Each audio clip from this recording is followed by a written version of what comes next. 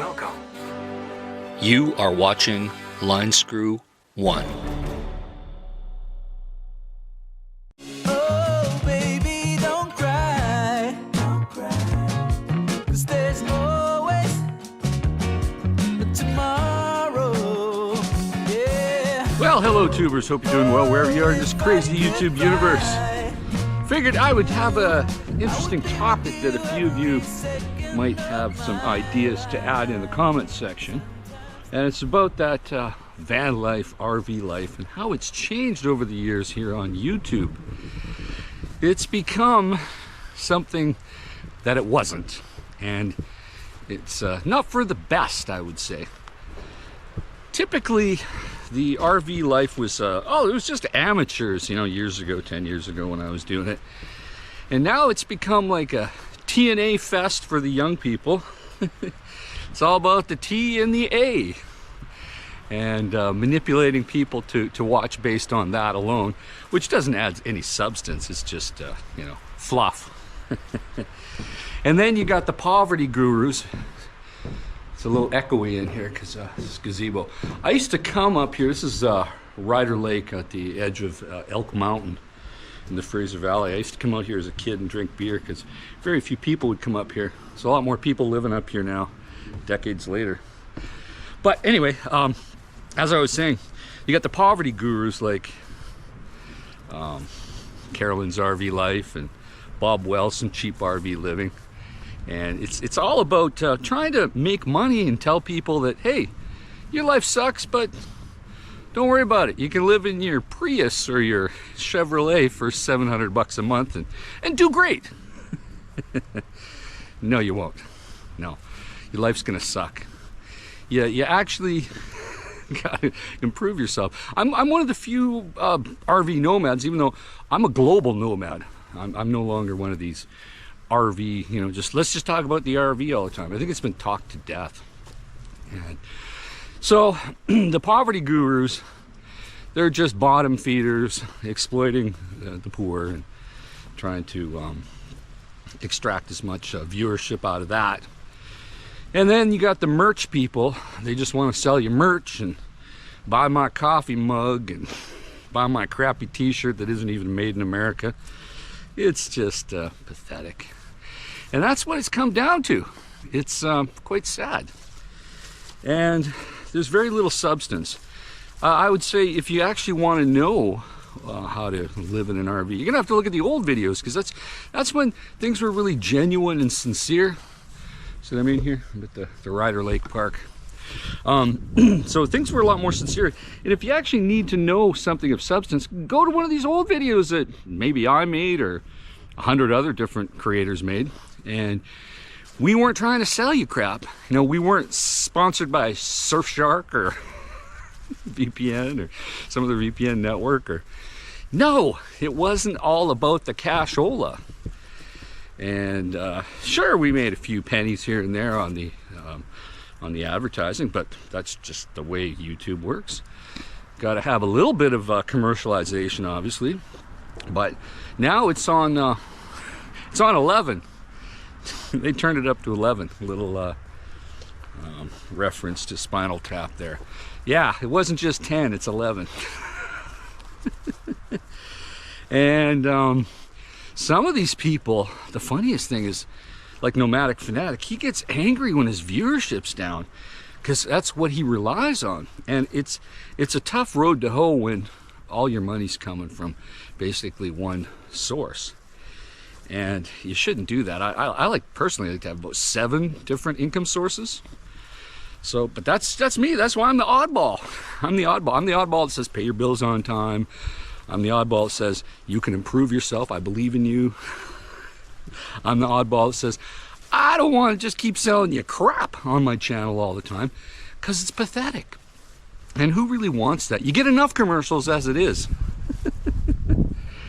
But that's what it's turned down. That's what it's turned out to be. And it's kind of sad, because it didn't have to be that way. And even to this day, when I check my spam email account, I get so many offers to push crappy products even now. And I don't upload like I used to. My viewership is lower because I just don't put the effort in, obviously. So it's a very simple thing. I don't need to. So, but I still get these offers to sell all sorts of crap to you, the audience. And even today, I got a follow-up from another guy that was pushing some crap. Actually, it was a lady.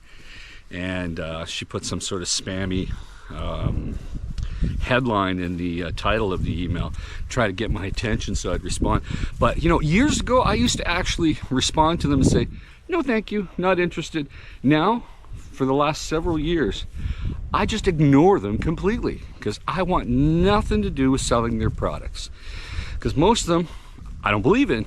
And even the few that I do, I don't feel comfortable as an individual pushing products.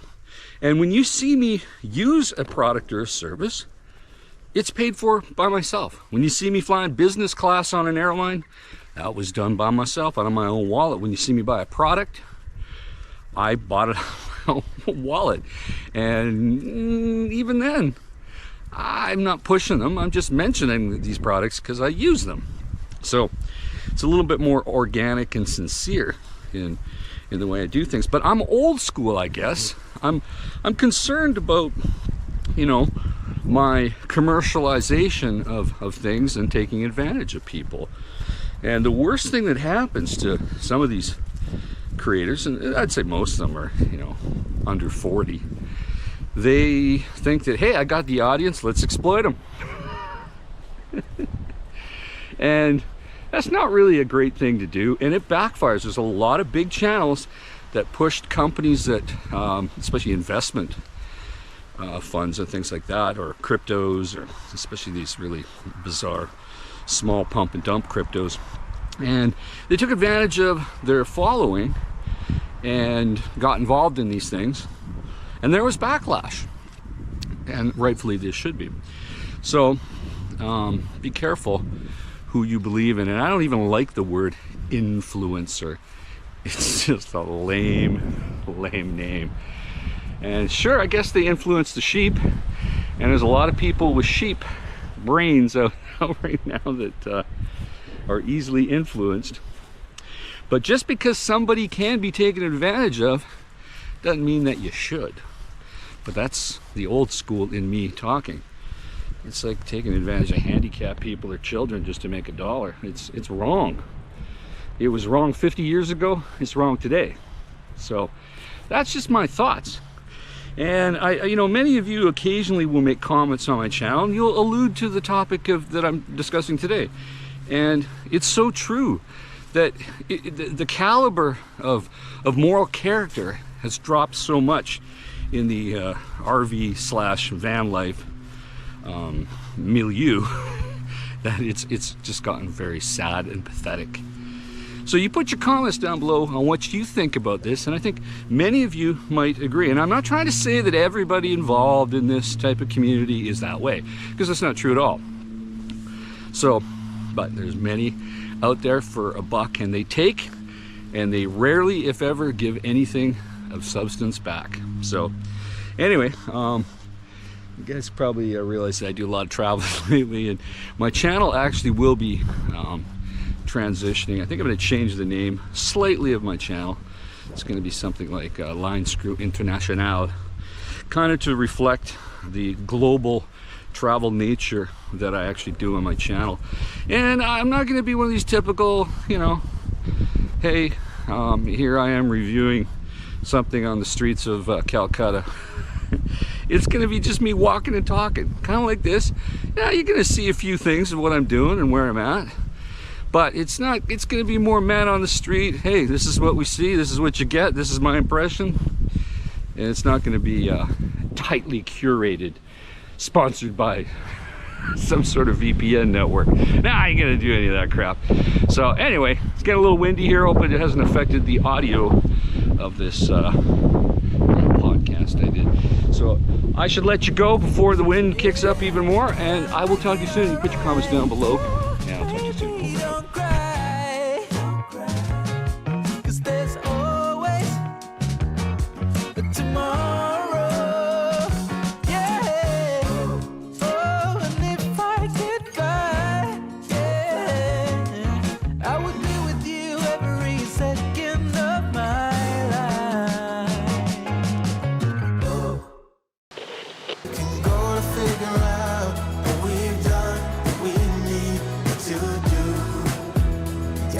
got you, I got you, I got you.